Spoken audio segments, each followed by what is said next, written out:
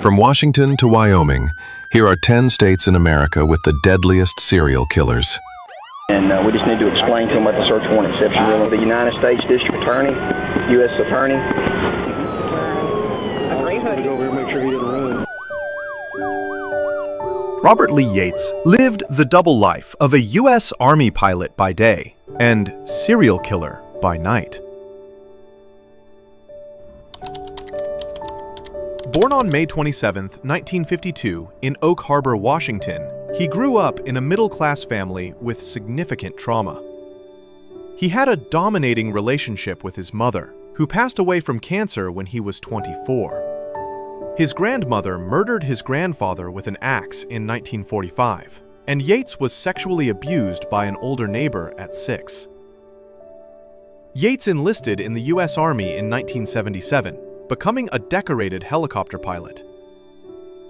In 1974, he divorced his first wife, Shirley Nelandergott, then married Linda Brewer. They had a second wedding in 1976 because his divorce hadn't been final. Yates was seen as a family man and respected member of his community, but this was all a front. Between 1975 and 1998, Yates murdered at least 16 women, mostly sex workers and drug addicts, using a .25 caliber handgun. He shot his victims in the head and left their bodies with plastic bags over their heads. During the late 1990s, a task force investigated a series of unsolved murders in Spokane. Surveillance and witness reports pointed to a pattern, but didn't lead to a suspect. In 1999, Yates's wife, Linda, reported that he returned home at 6:30 a.m. with blood in the van after taking their daughter to work. He claimed it was from hitting a dog, but Linda later recalled he cleaned the blood-stained cushion, which she found suspicious.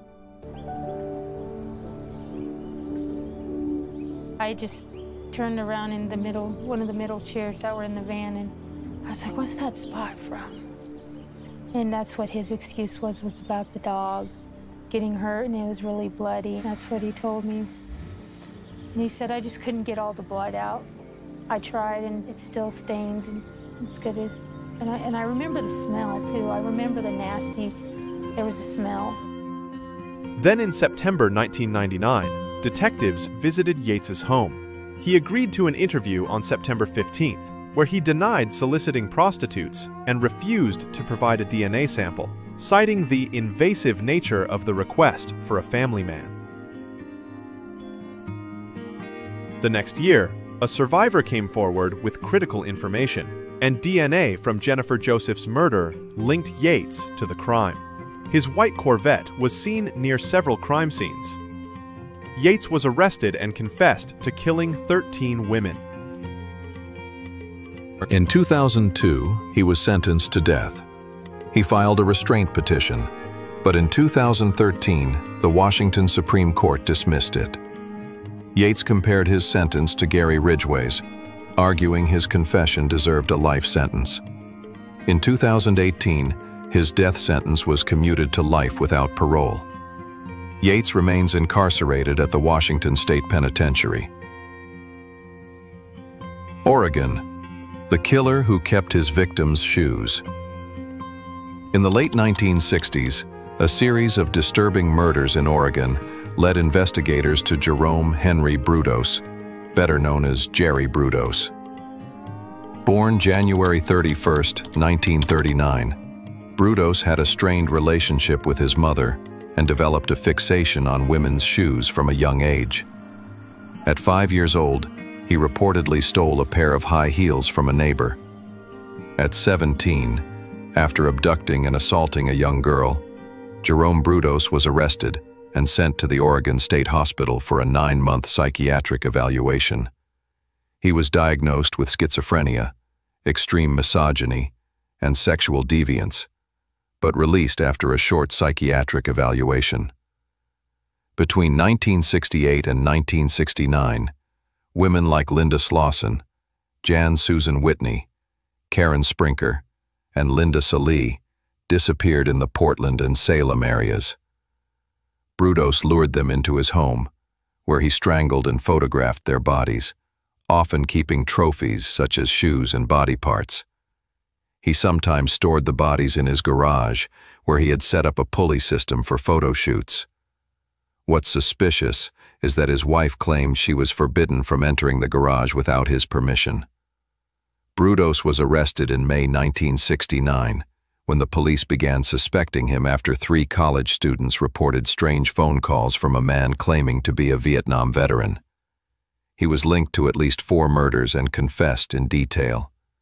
Sentenced to life, Brudos remained incarcerated until his death from liver cancer in 2006, the longest-serving inmate in Oregon at the time.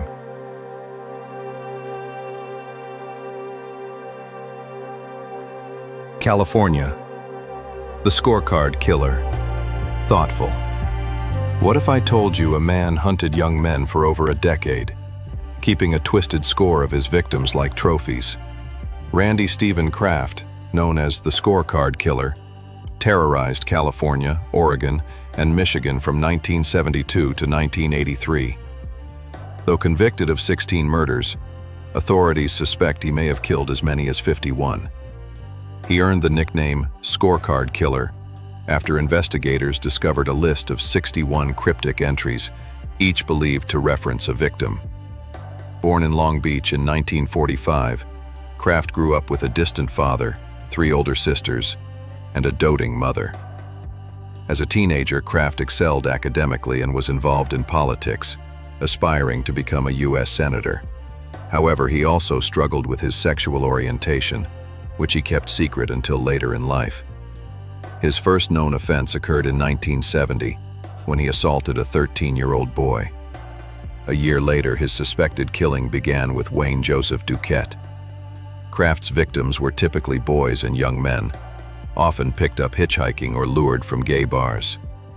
Many were tortured, mutilated, and left near freeways, leading to his second moniker, the Freeway Killer. Arrested in 1983 with a body in his car, investigators uncovered damning evidence, including photographs and a coded scorecard. Kraft's trial began in September 1988, lasting 13 months and becoming Orange County's most expensive. Despite overwhelming evidence, his defense denied his responsibility. On May 12, 1989, he was found guilty of 16 murders and sentenced to death on November 29, 1989. As of 2024, he remains on death row at San Quentin State Prison. Alaska, the murderous hunt of Israel Keyes. And we just need to explain to them what the search warrant exception is. The United States District Attorney, U.S. Attorney.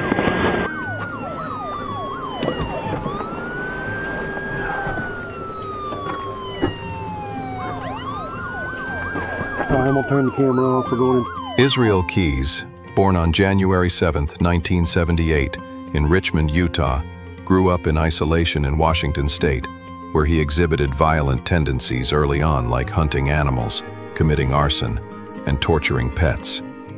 His family's involvement in the white supremacist Christian Identity Church further influenced his behavior.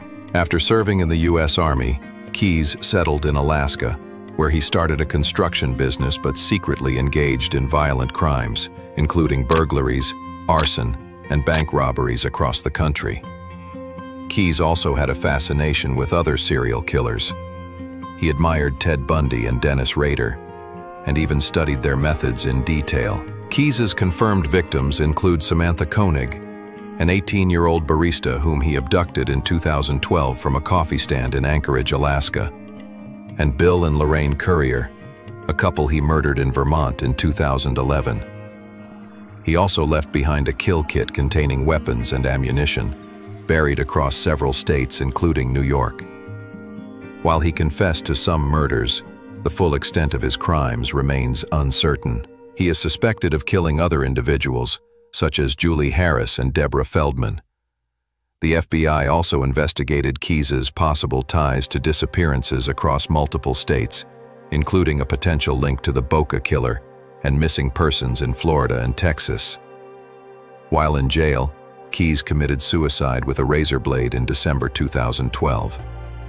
Later on, the FBI released 11 drawings of skulls and a pentagram, which he had drawn in blood.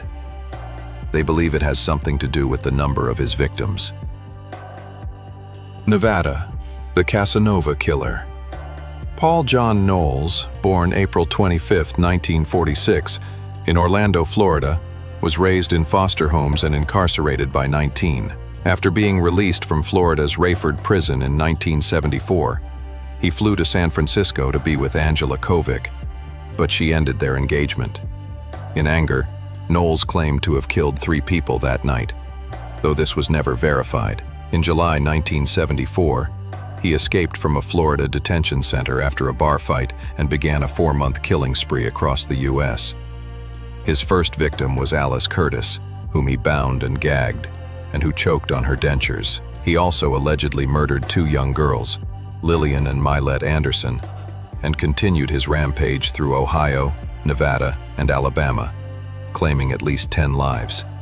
Notably, he kidnapped, tied up, gagged, and raped radio copywriter Barbara Mabie Abel in Alabama, but spared her after she offered to help him tell his story. Knowles's spree ended on November 17, 1974, when he was captured by Vietnam War vet David Clark in Georgia.